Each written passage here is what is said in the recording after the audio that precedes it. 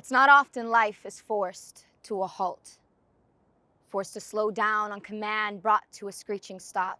It's not often the noise is called to a whisper and the bustle reined in. Stay home, they say. Stay safe. Stay in. The streets are fogged with quiet. Once busy roads are like a ghost town. Every human being walking, staying 6 feet distanced. It's a tragedy to the mind and the soul. A break in the system, burdened busy bodies we're used to. The torture of the routine we used to groan to lift ourselves up to is now the exact routine we crave. In these four walls, caught in my front yard, I've been forced to be ever more in touch with myself. And all the places I shut out through meaningless productivity have flourished like vines from their cages, taking up spaces where I told them not to go. It's scary, yet beautiful, to be in tune again with home.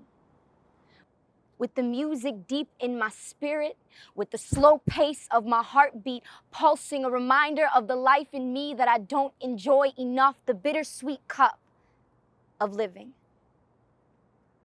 In 2020, the world stopped because of the murders of Breonna Taylor and George Floyd and many others due to police brutality.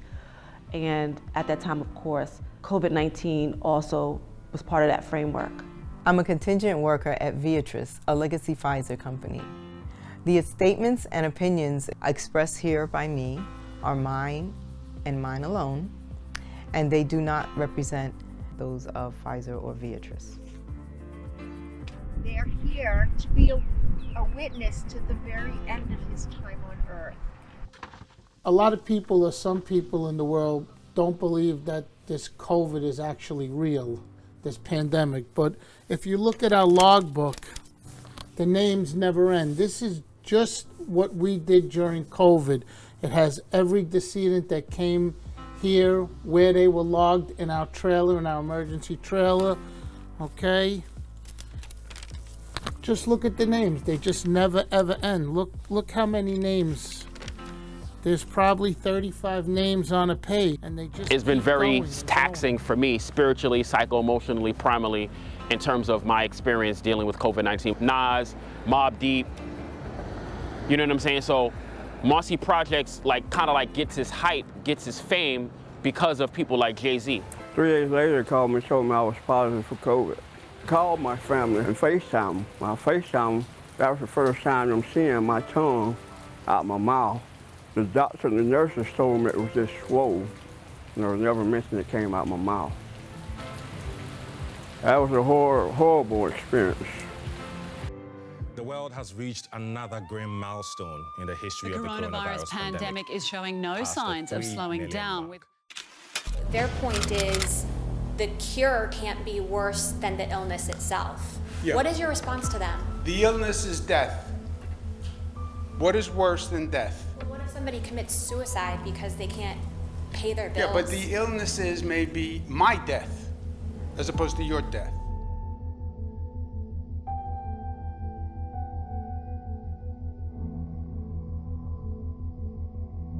That's the Hutchinson River that leads out into the Long Island Sound.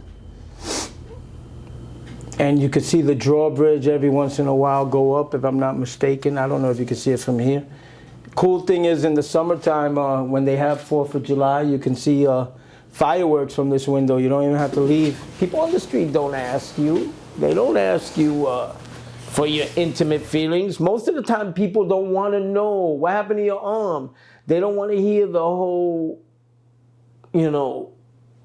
spiel coming out. And you know what? And you don't want to tell them, because then you'll be crying on every street corner. Because this is not something people want to know. And this is not something you want to tell, because I haven't talked about this. Even to the closest people in my life, I haven't talked about this. About the after effects, the effects during is horrific. You would just hope that the memory has some healing power, that you don't have to remember it. The anxiety, the PTSD, the whole shit. And with this, they don't want to know, Even the closest people don't want to really know. It's scaring. It's scary to them. It's looking at death and knowing what it looks like. Those kids have polio? I didn't know. I was in the way. Sorry. Okay. And have really clean hands.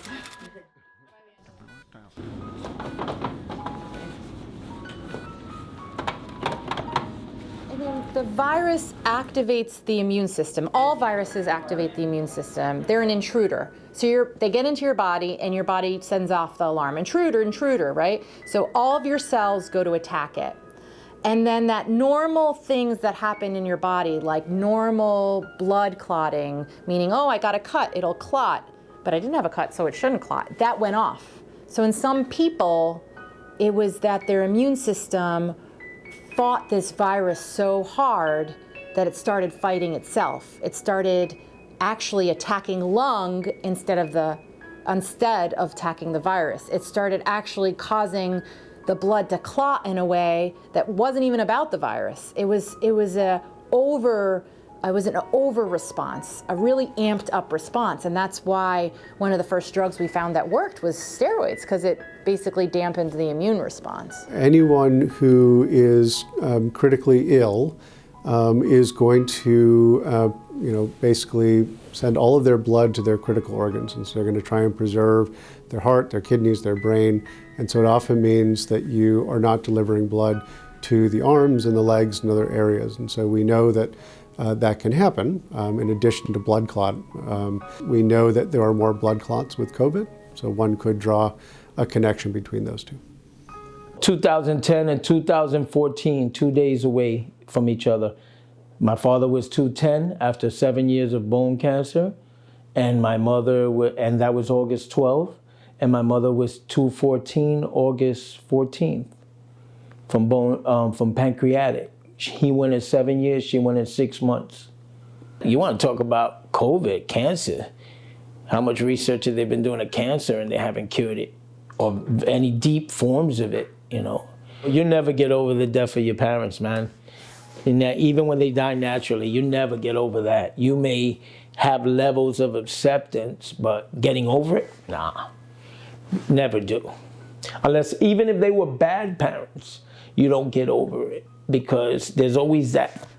They made you, and that's why people try to reconnect, even if their father beat them and they were ignored. But good parents, you never get over that, man. They were salt of the earth. You just don't. That's something you carry, and that's actually a testament to them not getting over that. You can accept it, but that's a testament to how good of a parenting they've done. My daughter's 27. One thing about COVID, surviving it, I got to see her get married in October. Small affair, but I thought I'd never see that. She got married on Halloween, I thought. And she's the reason I saw it. My daughter called emergency and told me they will break down the door if you don't open it. And I was coughing to the point of I couldn't talk in that bedroom. And I was dragged out of here on a girl, but I was too weak to even fight him. Finally I gave in, but I didn't want to go. My daughter was the reason I went. She saved my life. She was the main reason that I'm here.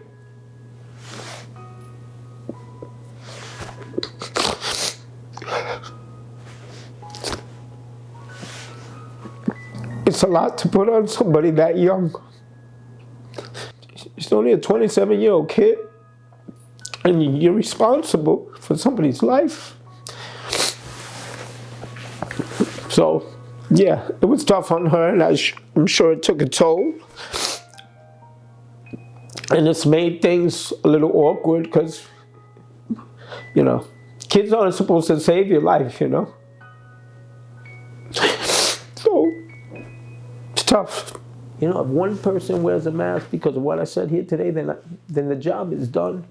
If people social distance because of what I've said today, then the job is done. Because, fellas, this is real. This is real. You can't make this shit up.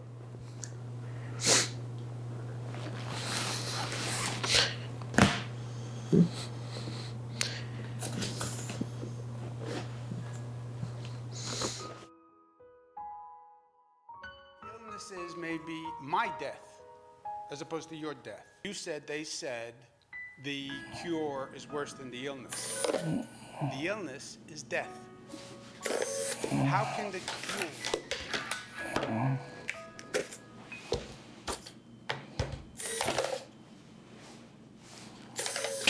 Let me just make this. It's such a mess. My girlfriend would say, you didn't fucking fix the kitchen table? And I'd be like, no, I didn't. I had other shit to worry about. And then I always use the arm card. I lost an arm, damn it, leave me alone. You can't put this on dry. It'll just rip you to shreds. You get some sanitizer. Great.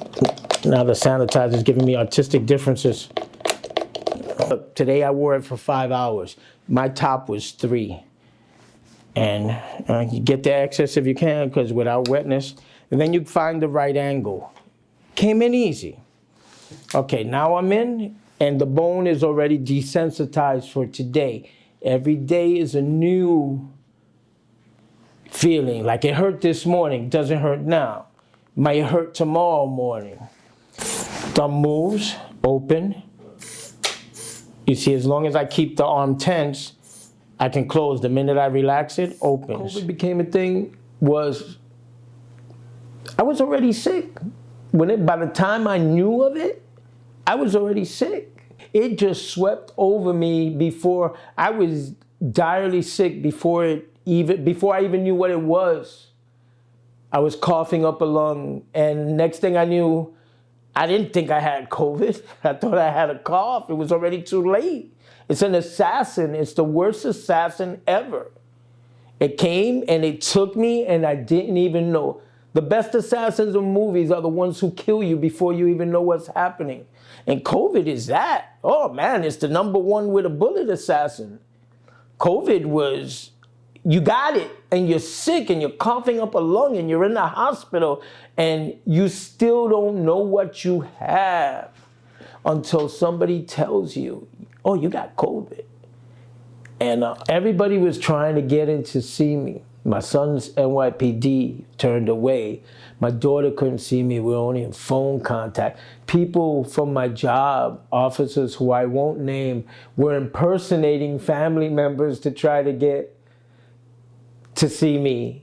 Still couldn't get in. Nobody was allowed in the hospitals, and you're alone. You're on an island with shitty food.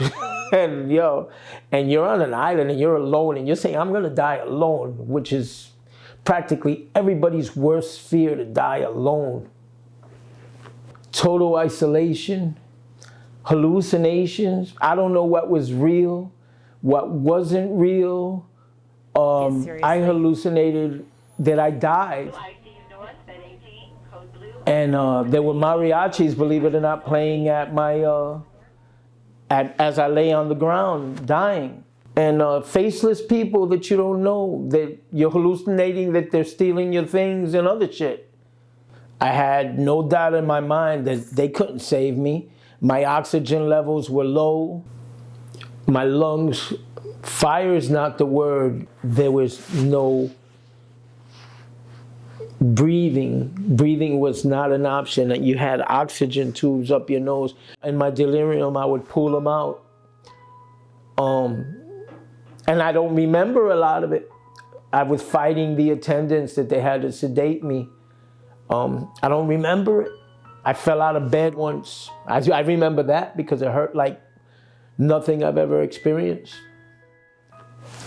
And the pain is so bad sometimes that you don't mind it. It almost seems like, oh man, I could die now.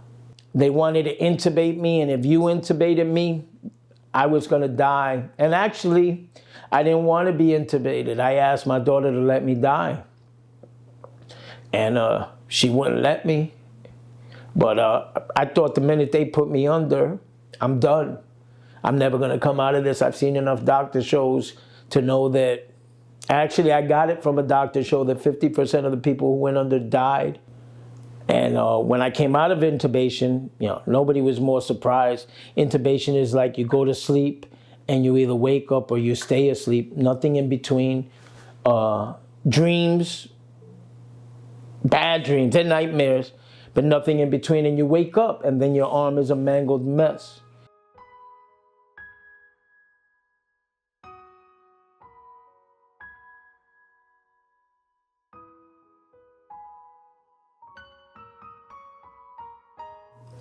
Before intubation, my arm was okay. After intubation, it wasn't. It wasn't dead before, and it was dead after, and I'm not, look. So, here we go. The arm was ripped open for whatever reasons. To get it oxygen, I don't know. All I know is that 1 minute, you know, you got a left arm, and the next minute it's so damaged, and you know what, you're like, oh man, it'll heal. Because why else would I be sent home if it wasn't going to heal? I was back in the hospital 2 days after. But I'm like, they're sending me home. That shit's going to be all right. I'm going to be using this arm once it heals up. And that, you saw the pictures. That arm was never going to heal. And like, again, I'm not a doctor. Obviously. I got a GED, not an MD. But, you know. And you knew when they were taking you back to the hospital, you knew your shit was gonna be gone. You knew they were gonna take it. And man, you know, luckily I'm right-handed. If that can be lucky, I can imagine what my signature would look like without my left hand, but if that could be considered lucky, I don't feel that lucky. And I guess, you know, that's the American way. You're given a chance at living again, even impaired, and you don't grasp it, and you're not happy about it, or as happy as you should be, because we're jaded. We want everything, and you can't have everything. And I don't always feel lucky to be alive, you know, but until we find out what death really is, I guess I am.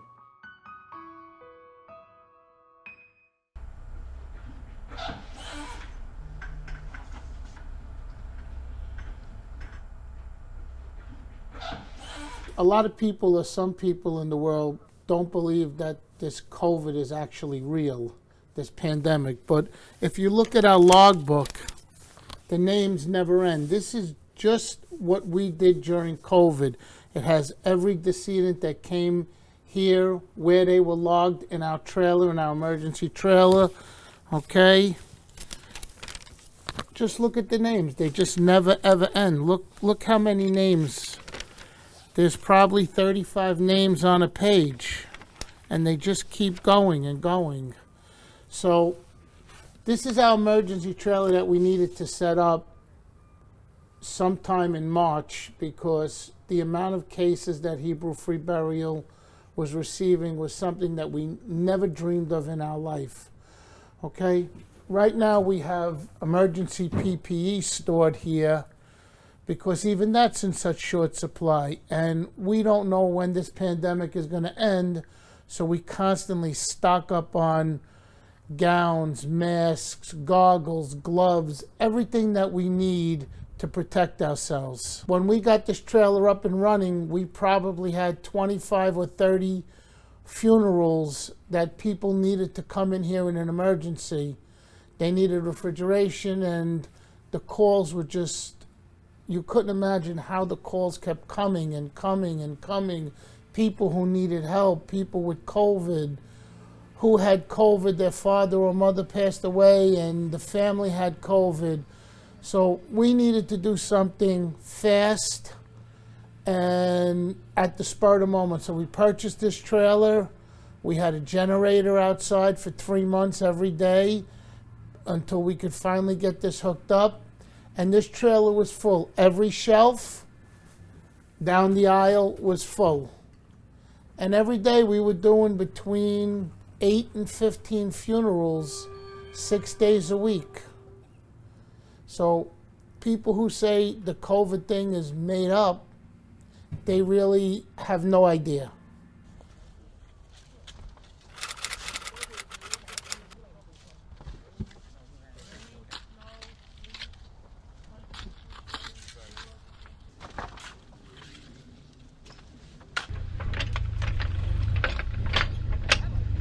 this is our refrigerator at Hebrew Free Burial. It holds approximately 10 people. In the back you can see that is a patient who has COVID, one of our COVID cases, covered with the sheet. It wasn't sufficient during the pandemic, so that's why we moved to the trailer. We used both this and the trailer. We were so full here just with people of COVID. Now remember, all the COVID people had orange, they came in orange body bags. So this whole room was filled with orange body bags.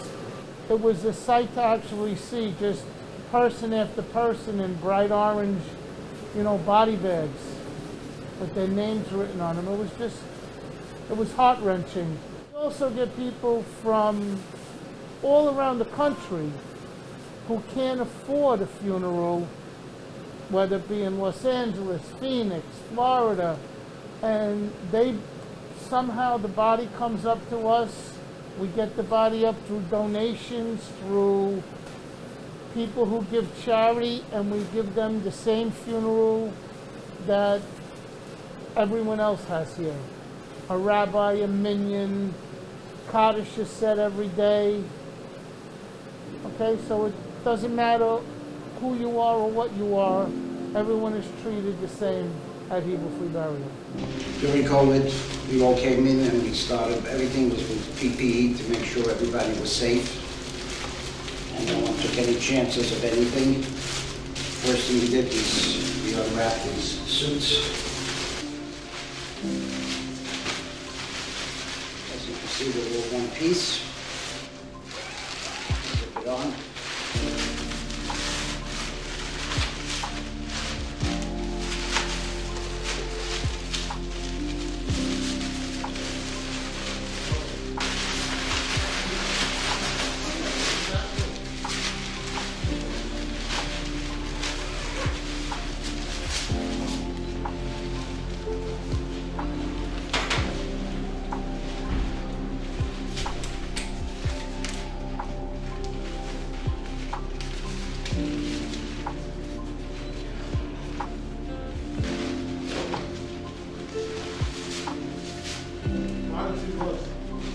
Protection, just in case they tear or something, and these go up higher above everything else.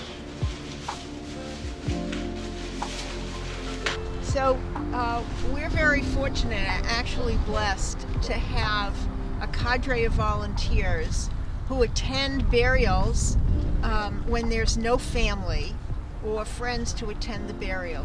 At a Jewish funeral, at a Jewish burial, there's a special prayer that's said. It's called the Kaddish. Kaddish is a prayer that's associated with mourners, and there are various versions of it. Some of them are incorporated into daily services, but there's a very special Kaddish that is recited only at the time of burial.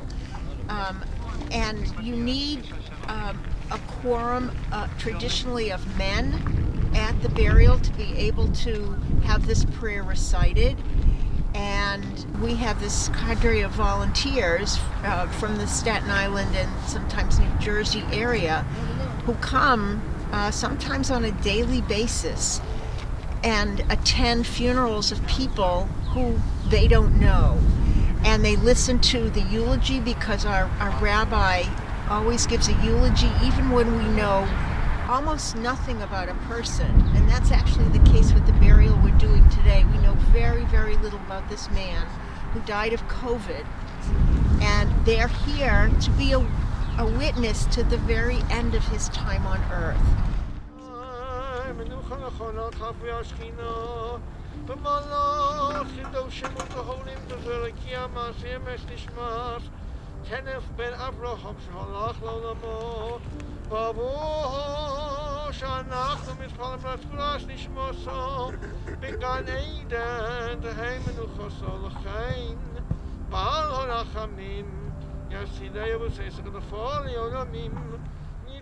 For me personally, was recognizing pretty quickly that for individuals that lost loved ones, that the rituals and those really important transition points between having someone die and then burying them, saying goodbye, all of those rituals, all of those very important traditions were completely disrupted by COVID-19. So it wasn't just loss, it was loss compounded by these very foreign ways of saying goodbye.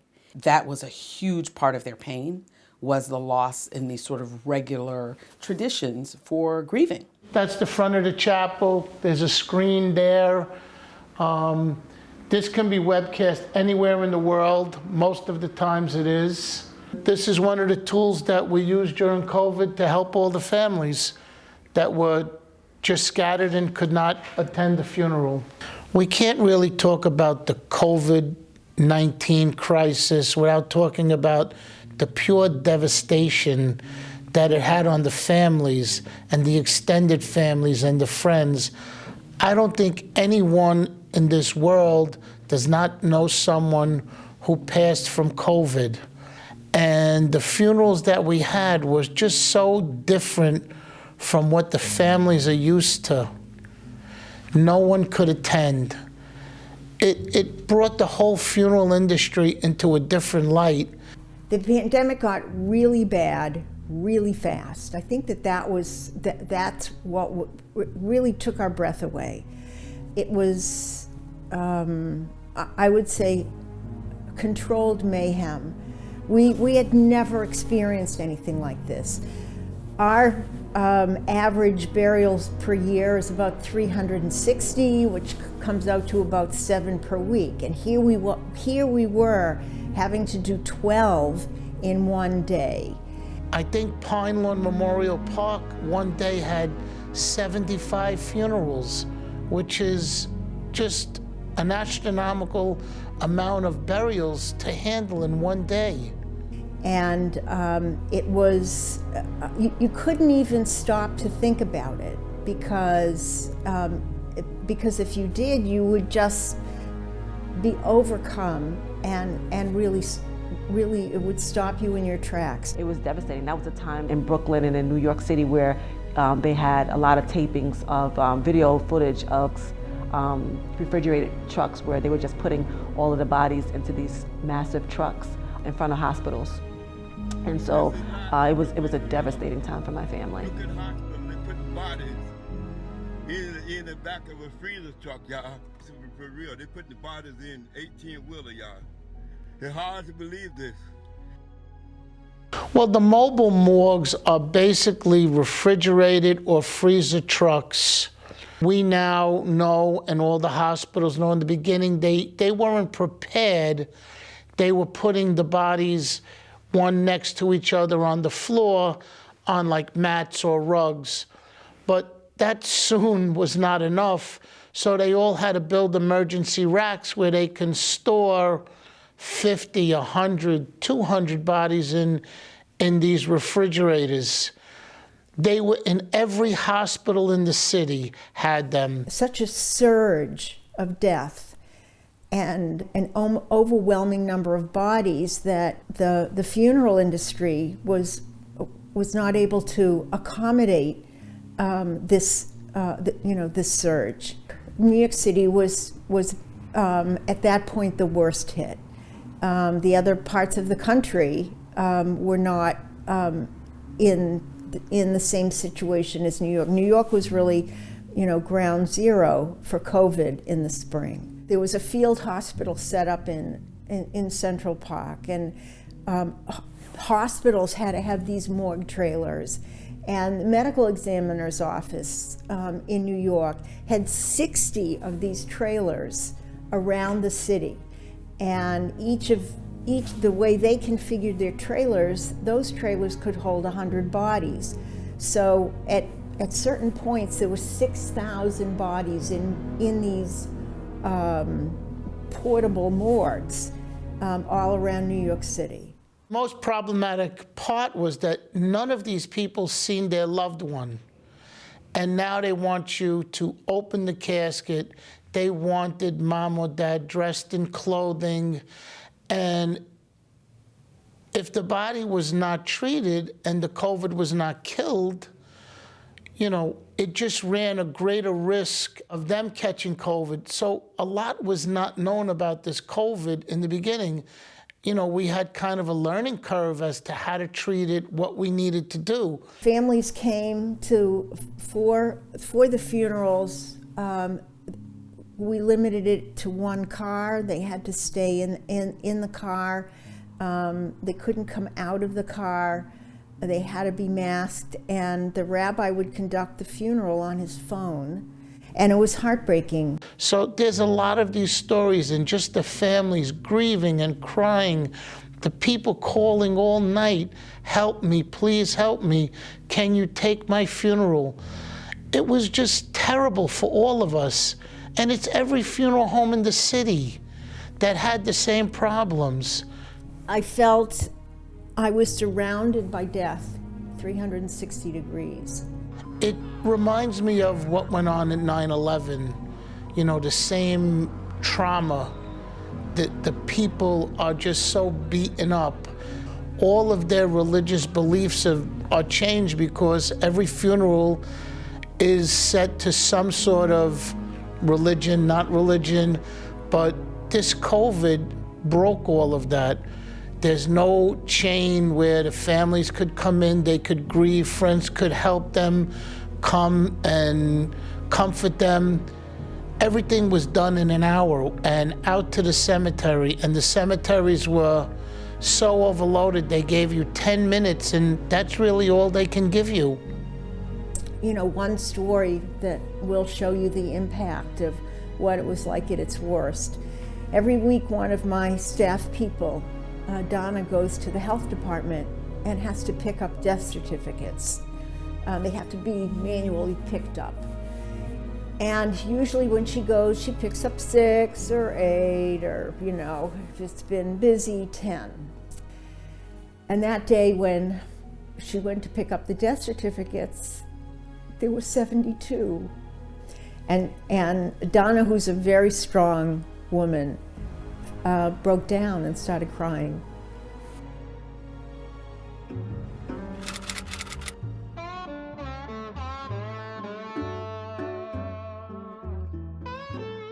Well, we're here in Lake City, Florida. This is Columbia County. We're here at the courthouse here, where if anything happens, it's right here. KKK rallies, Black Matter Alive rallies, anything, mostly gonna be right here. It's a nice little spot. There wasn't much to do, but I like to travel. You know, I like to get out.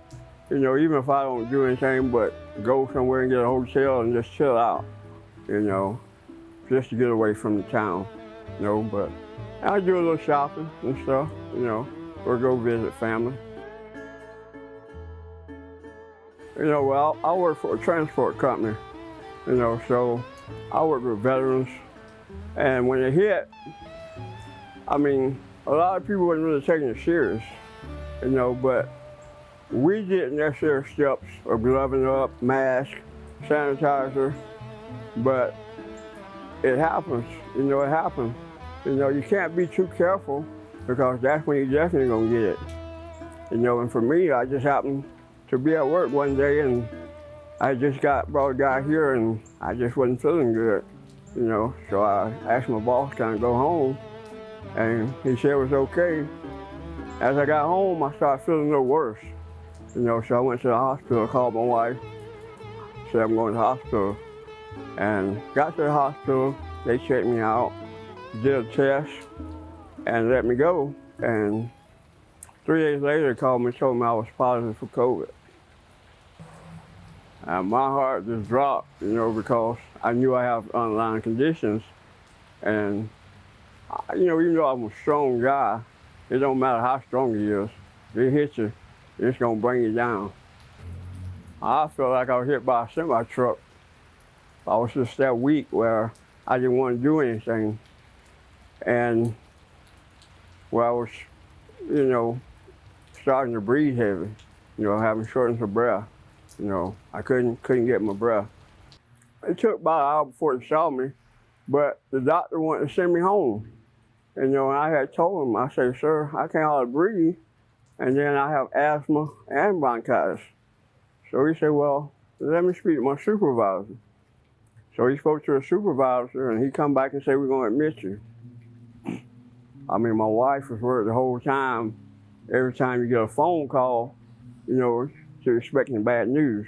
Because at one time, the doctors had told her it wasn't nothing else they can do for me.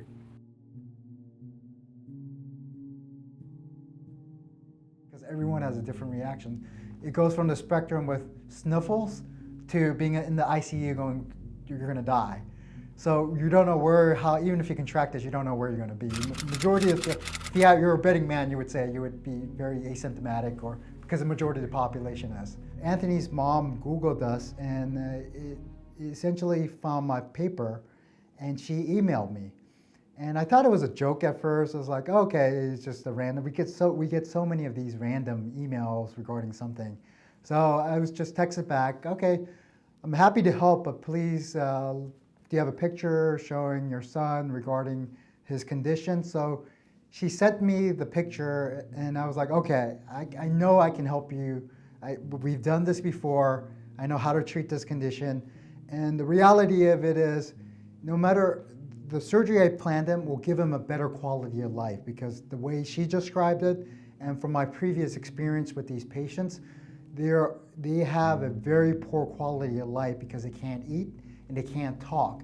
And as people, we're social animals, and that eliminates 80% of your kind of living, just if you can't eat and you can't talk and you can't socialize, go out in public.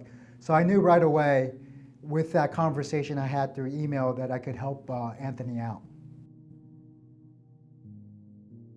Now after I got COVID and they admit me, they put me on where they put those things up your nose to breathe. And the young lady told me, I'm gonna try this to see how much oxygen you're getting. Well, I wasn't getting enough, so she put the whole face mask on. And once she put the mask on, she said, it's gonna work better for you. I called my wife and told her I'm admitted, you know. After that, I really don't know what happened because I was out for 3 weeks on a ventilator. My breathing was bad, my lungs was failing, and they were trying to get more oxygen to me. When you have COVID, they incubate you and put you in a specialty bed, which turns you over on your stomach for 12 hours a day. So my thing is, they say when you turn over like that for so long, all your fluids come out. And as my fluids come out, my tongue came out. So I'm thinking people wasn't paying attention, you know, because that tongue didn't come out all by itself at one time. You know, it had to come out slowly, you know. So that's when it went down. For me, I didn't know it was out until I woke up. So I kind of tried to build my strength up to get my phone to call my family. And I got a hold of them and FaceTime them. When I FaceTime them, that was the first time I'm seeing my tongue out my mouth. The doctor and the nurses told me it was just swole. You know, never mentioned it came out my mouth. That was a horrible experience. I mean, for my tongue to be sticking out 3 inches, not being able to put food in my mouth, and then with the tongue, it was heavy. It kind of kept my head leaning down, you know. And I always want to pull it up, but it always goes down because they had to wrap it. And it's already heavy, now you're putting wrap on it, so it's a little bit more heavier. And then with it being so heavy, it sat on my bottom teeth, and it sat there too long, it made them real loose, so they had to pull them. And now that gives me a little problem speaking because of the teeth missing. The unique issue with the giant tongue is that it acts like an orthodontic device, and it weighs on those anterior teeth and flares those anterior teeth forward. So it gets out of position, and it actually, you can't use those teeth anymore. They become a point where you have to extract them. What happens is they also braid into the tongue itself, so they start cutting into the tongue, the underbelly to the tongue. So it braids and cuts the tongue, which causes more trauma to that area. But the tongue is so vascular, within 2 weeks, it looks like nothing ever happened. But the procedure itself is very simple and straightforward. And literally it took Anthony, I told him, man, this would literally take him an hour. It took about 45 minutes to do that surgery, and it changed his whole life. I'm able to eat. I think I taste better than I tasted before. When I got COVID, yeah, I lost smell. I couldn't smell my food. And then I didn't eat nothing because I couldn't smell it. But now I kind of eat what I want, but I have to take my time chewing and having a drink after to make sure it go down, because it's different having a half a tongue than versus a full tongue. Yeah. From what I hear and what I see, I think my case is one of the worst ones out there. But for the ones I've seen and talked to, I think I have the worst case. You know, but COVID's real, and I mean, it's impacted the whole world. It's different, you know. We can't live our daily lives like we used to, you know. So, I mean, we all have to respect each other, wear your mask, and stop gathering around in crowds without a mask, even if it's family, because we don't know where the next person is being. And that's really why COVID is continuing to go on. Caught up in the webs of society's do's and do nots and success schemes, the outside world doesn't have an answer to this one. I think of this as an extended Ash Wednesday. A reminder that we are dust formed, and to dust we return. A grim but real reminder that life is unpredictable, that we cannot control it, and that we shouldn't try. For it is peaceful to ride the waves of uncertainty than to scream for them to calm down. For who are you to tell fate what to do?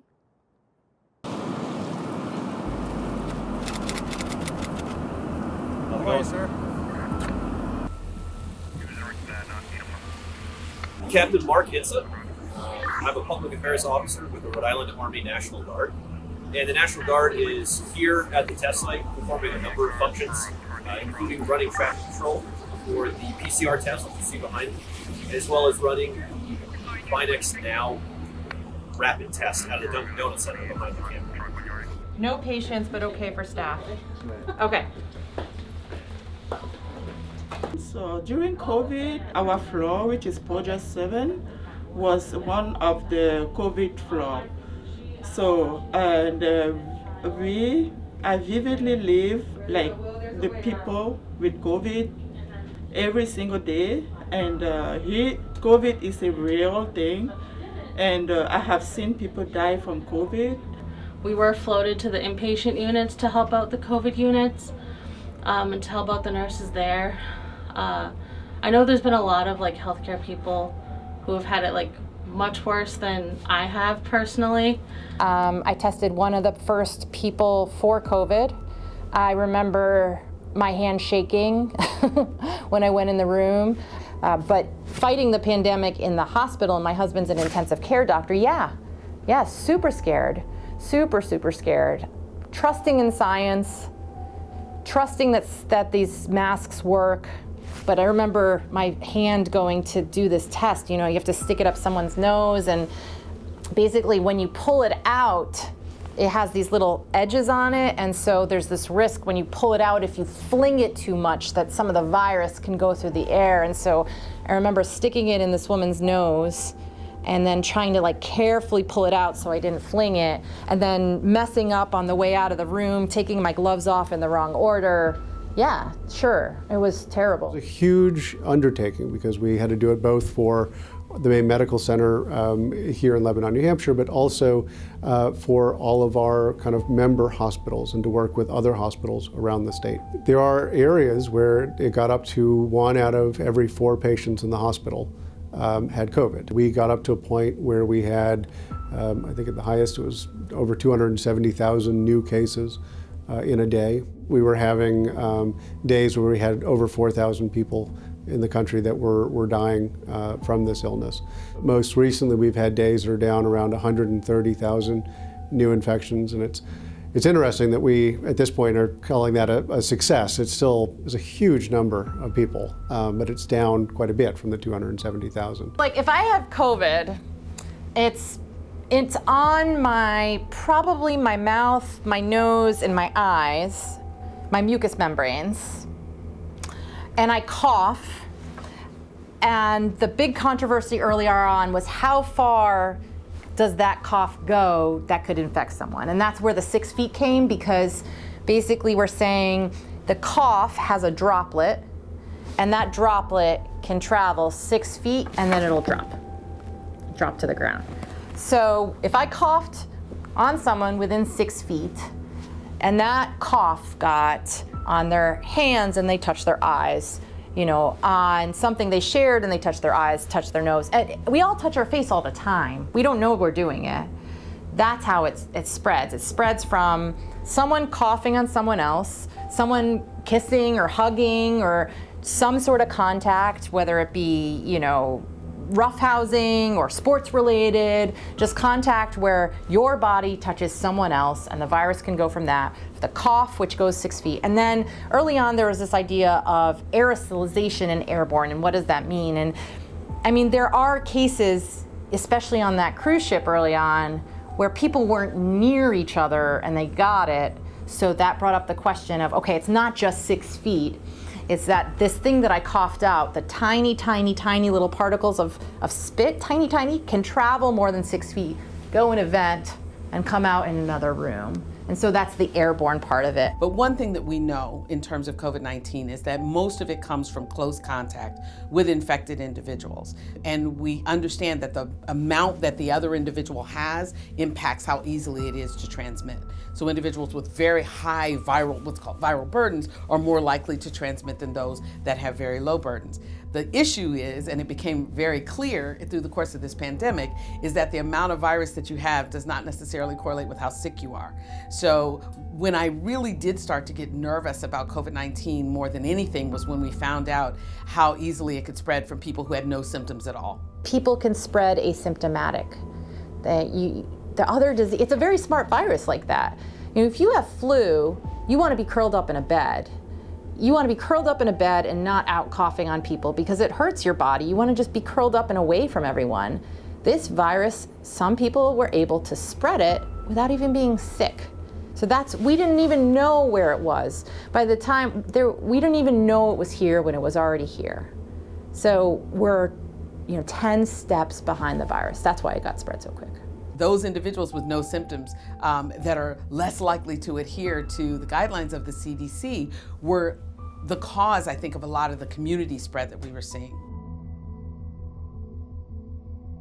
I was direly sick before I even knew what it was. I was coughing up a lung, and next thing I knew, I didn't think I had COVID. I thought I had a cough. It was already too late. It's an assassin. It's the worst assassin ever.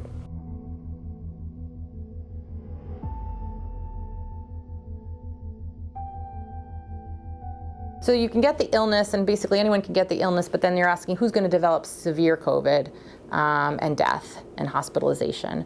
And sometimes we don't know. Sometimes healthy people will get it. So I think there early on when we started seeing these young doctors in New York City die, that was like, oh my goodness, it's not like I'm protected because I'm young.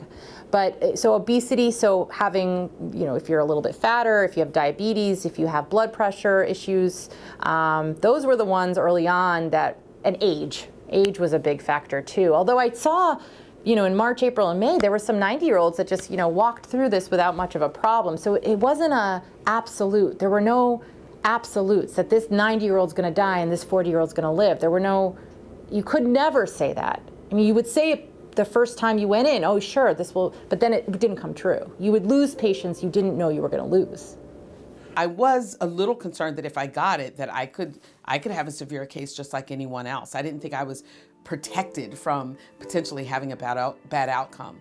But I was more afraid for my family. I was afraid for my mother, and I was afraid for my mother-in-law, who's in her 90s. I was really, really fixated on them not going out and making sure whatever resources need to protect them, we need to marshal them so that they do not have to have any interaction with the outside world if at all possible. The hardest thing, it's where you're doing everything you possibly can and an individual is just not going to improve. And so we saw a lot of the inflammatory complications, and even if we had a medicine to work on the virus, it was the body's immune response, and as it was ramping up to fight off the virus, it was knocking out other systems. We could not, despite anything we did, get enough oxygen in. And there were entire teams that were working to position them so we could improve that. But it was just, no matter what you did, there was nothing you could do to save the patient. You know, I think the other thing that's been hard for many in this has been, you know, seeing younger individuals. And while we know that the majority of those who have died have been, and you know, we say elderly, but again, we talk about 65 and older. Many of these are people who would have lived much longer if it hadn't been for COVID. But again, we also have seen people in their 20s and 30s. The majority recover, but we've seen people who end up with strokes and other complications because of the propensity of this virus to cause blood clotting and other complications.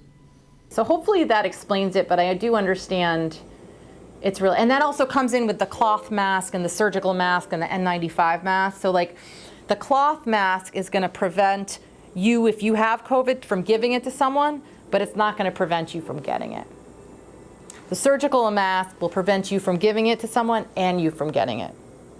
And then the N95 or the KN95 is airborne, so it protects you those little particles that went through the vent and come out from you getting it that way. We've had experience in the past. Public health officials know that masks decrease transmission of disease from large droplets, which is mostly how COVID-19 was spread. I was not prepared for how quickly masking and social distancing would become politicized. I was actually surprised by that. I thought that given the fact that this was being really touted by officials in public health, that it made sense from a physiology standpoint, from the way things are transmitted, I was shocked at how quickly it became, if you're of a certain political party, you shouldn't wear a mask, or if you're another, you should. Social distancing became a way for the government to control individuals. I was not prepared for that. And was very dismayed by how quickly this became not about how do we protect each other and whether or not we're our brother's keeper. The answer is yes. In the pandemic, you literally are your brother and sister's keeper. I was amazed at how quickly people became selfish and decided that this was about rights rather than doing what's right. We have to be humble and understand that, well, we didn't know everything from the beginning. As we learned it, we needed to be able to pivot and say to folks, we now have more information than we did before. And so the message may be a little differently. I may have told you you didn't need to wear a mask before, but actually we've learned that this mask is going to be really important. Or saying to elected officials, this is a very hard choice. If we are shutting everything down, we want to be very careful about rapidly reopening things and doing it in a stepwise fashion so we can understand the impacts of every decision that we're making. So I think that there were times that we were not kind of as good about admitting that there were changes and then reacting to those changes in the science.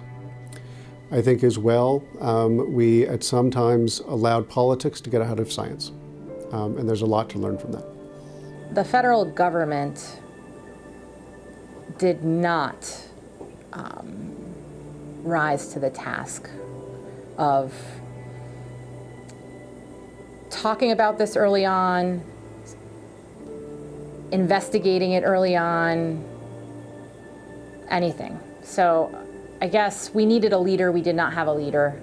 We had a leader, but that was in Dr. Fauci. So I would have gone to the experts. I would have said, experts, tell me what to do. And I would not have minimized. The worst thing you can do in a situation is minimize something and look back and say, hey, I should have done that. What if we had just rolled out masking everyone early on? Sure, some people would have been pissed off, but people wouldn't have died. I guess early on, I would have set up people more that this is a process in which we're going to make mistakes and we're learning and we're trying to do the best we can. I think it was hard to have faith that people were doing the best they can because they weren't. Some people weren't. Some people really high up weren't doing the best they can. I have to say I'm so happy I was not in charge of that. I was losing sleep over my own roles as a mom, as a wife, as a doctor in jails. I was losing sleep over it. So I almost want to reserve some, I do want to have some criticism for people because they were ignorant and let people die, and that was wrong. But a lot of other people, I really believe a lot of other people were trying as best as they could.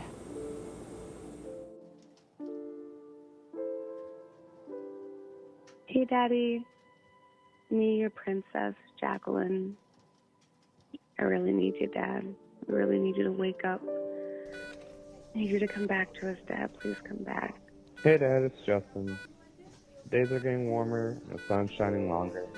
Summertime is coming, but it won't be the same without you.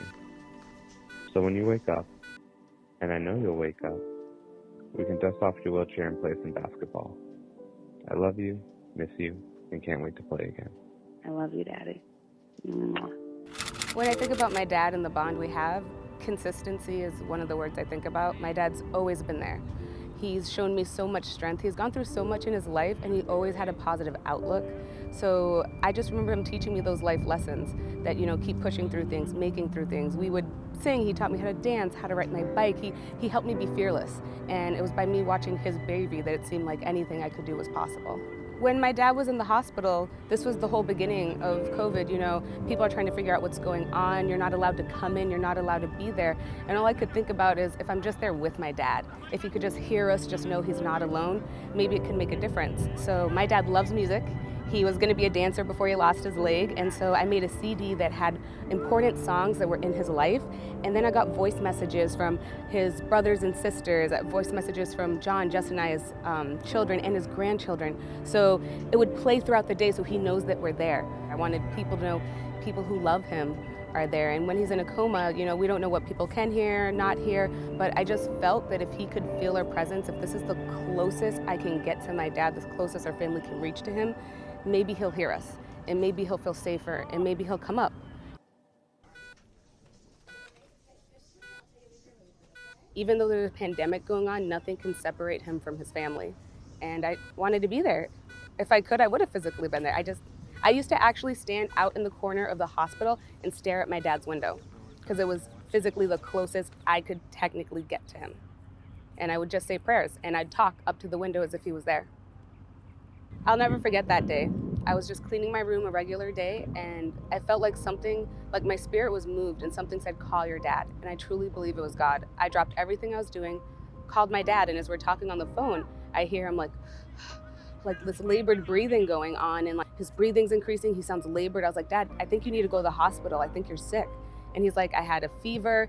I tried convincing him to go, but he was so scared because at that time, a lot of people of color were dying. And he was like, I don't want to go to the hospital and die. And I was like, Dad, just please go. And so we're able to convince him to go. He goes to the same hospital that actually he was flown into when he lost his leg. So that was traumatic. Went to that same hospital, and within less than 24 hours, they had intubated him. I got a call, 2 a.m. in the morning, from my dad saying they're gonna put a tube down my throat, they're gonna put me on the vent. No one's from this hospital has gotten off the vent yet. And I got my younger brother, I called my brother from Florida, we all tried to get on to say, to what we didn't know might have been the last time goodbye or just, you know, extended time. And, you know, we told we loved him, and then he got intubated. Hey Dad, it's me, John.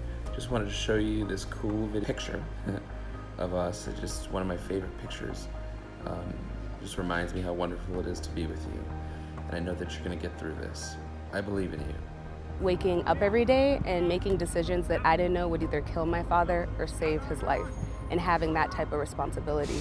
It would be, I would get phoned in on rounds, hear the labs, hear what's going on, the medical side of my brain being, he's gonna die today, and my heart saying he's gonna make it. The worst was not only just getting COVID, it was getting 2 other infections. It was being on a ventilator for 33 days, his liver getting injured, his kidneys failing and have to being put on dialysis. It was clots. It was him being told that he had moderate encephalopathy and that he's not gonna wake up for a year. Him just not being able to do anything, and FaceTiming with him and knowing and seeing his body, and that's my dad, but just, it looked like his spirit was gone. It looked like he wasn't there. And my brothers, they were my rocks. If I didn't have them, I don't know what we would do. It was like, what do you do when the person you care about so much in the life, their life is like right in your hands, and you can do something that could either end that or help. You know, it keeps you up at night.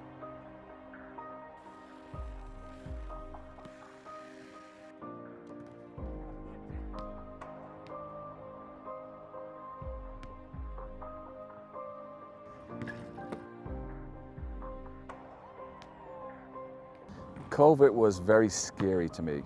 I mean, I was so close of dying that I can remember just teetering at the edge of life and not knowing if I would be able to pull myself back through.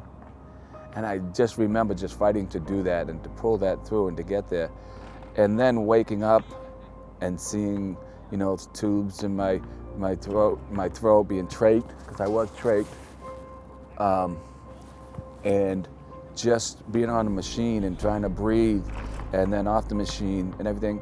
For me, when I looked at that I was paralyzed for a while and I couldn't move, I was like, what is my life gonna be like now? I played sports, I sang, I danced, I loved doing all these things, and what is gonna mean for me? And just knowing that they didn't know much about this virus and stuff, and that what it can do to your body and how it attacks. It was scary. It was scary to just feel that and to have that possibility be a reality. Not knowing if I was going to be on the ventilator for the rest of my life, whether I was going to be needed a feeding tube, or even to be able to speak. Life is like every day not knowing if your life is going to shatter. It's like I would call in every morning, I'd be on rounds, and my medical side of the brain would hear labs and be like, yep, Dad's dying today from shock. Dad's dying from here to this. But then my heart would be like, no, he's gonna make it. He's a fighter. Because they told me that basically I had a 1% chance of living, and I wouldn't wake up for a year. And after all the major things that my body was going through, I could feel it. He was in a coma for a month and a half, and then he was on the ventilator for 33 days, and my dad loves to sing. So it was even more emotional. You know, he was a dancer and then lost his leg, and so he sang, and now he's a singer and he's on a ventilator, and they're having a conversation with me that they're gonna put a hole in his neck and trach him. Like, what is my dad gonna think when he wakes up? I'm his healthcare proxy. And so it's questioning yourself every day. Did I make a decision that just killed my father or just saved my father?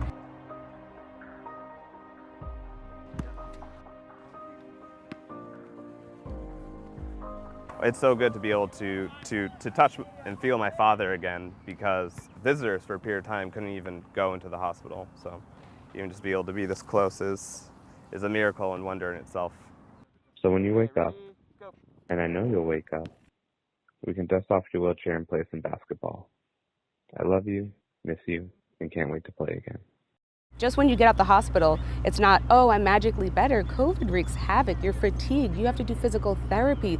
He actually also was gone during so much changing in the world. So much happened in 2020 then, and he wakes up to all this.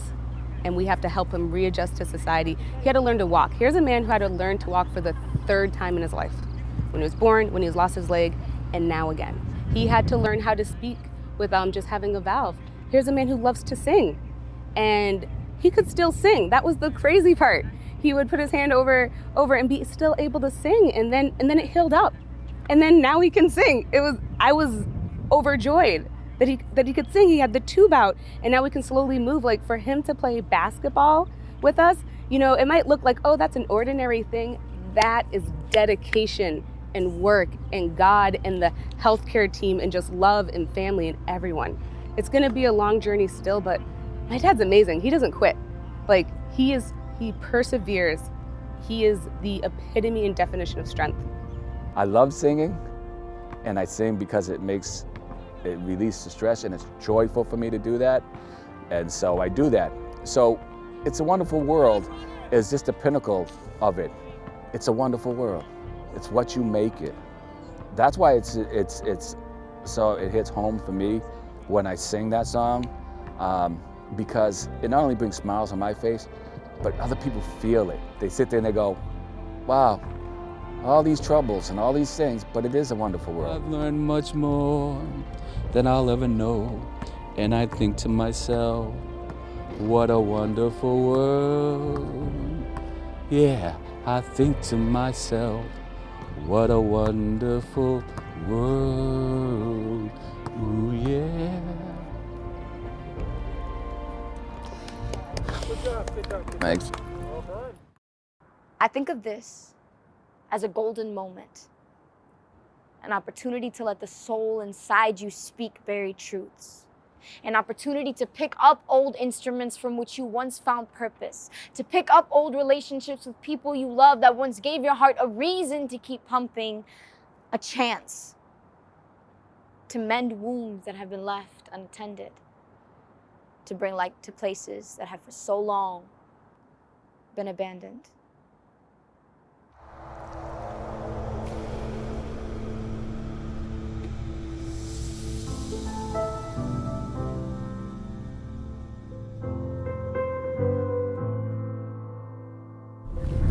Man, it's wild out in these streets right now, man. I'm telling you, the murder rate is increasing because of this COVID. To now work under the new rules whenever they happen. Nobody knew anything. I knew no more than nobody else. Imagine if 1/3 of the jail would have died. Then what? Then what would you guys have felt? George Floyd's lynching in 2020 was different than anything else we've had in our history because the entire globe was at a standstill. But they had to pay attention to their own reflection about what that meant for them, what that meant for their families, both black and white.